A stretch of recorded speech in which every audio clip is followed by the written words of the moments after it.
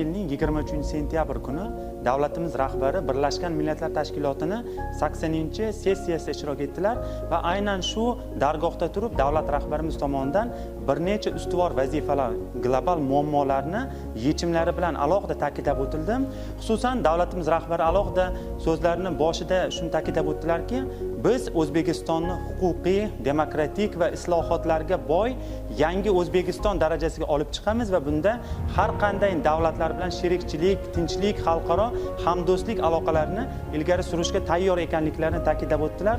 Qolaversa, davlat rahbarimiz bir narsani raqamlar orqali shunday bir ta'kidlab o'tganlarda biz yosh yetakchilari o'zimizga bir o'zgacha motivatsiya oldik. Bu faqatgina raqamlar emas, balki davlatimizni, O'zbekistonni erishayotgan yutuqlar deyishimiz mumkin. Ya'ni hozirgi vaqtda kambag'allikni O'zbekistonda 35% dan 6,6% ga kamaytirilganligi.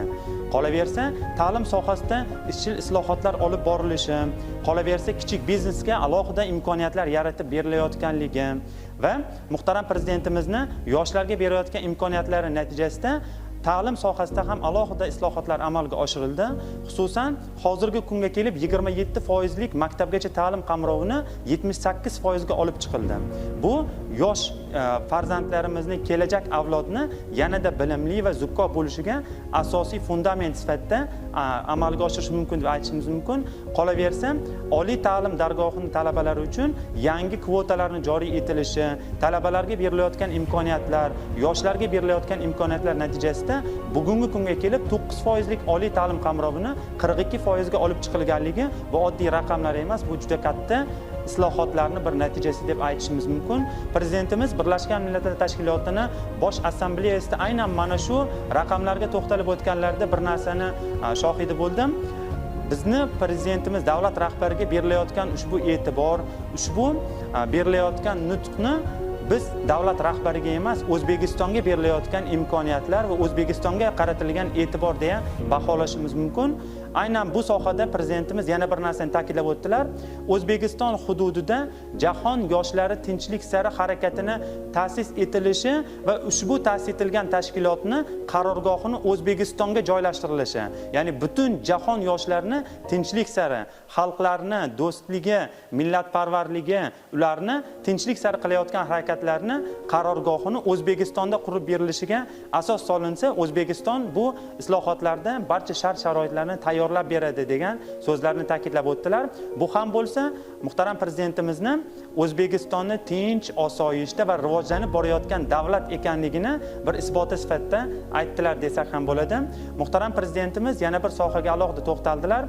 Ya'ni kelgusida yoshlarimizga berilayotgan imkoniyatlarimiz va mana shu ta'limga berilayotgan imkoniyatlarimiz bilan bir qatorda davlatlararo global darajada tinchlikni saqlash va notinch davlatlarga gumanitar yordamlar ajratish va boshqa davlatlarda bo'layotgan notinch holatlarga O'zbekiston tomonidan qanday yordam kerak bo'lsa, albatta har qaysi gumanitar yordamlarni berish va jahon miqyosida tinchlikka erishish yo'lida har qanday sa'y-harakatga tayyor ekanligimizni ham bildirib o'tdilar.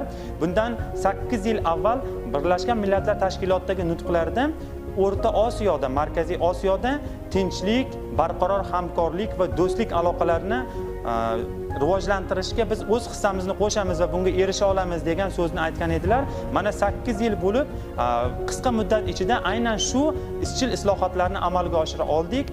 Mana shu O'rta Osiyo, Markaziy Osiyodagi barcha notinchliklarni keltirib chiqarishi mumkin bo'lgan sabablarni oldi olindi.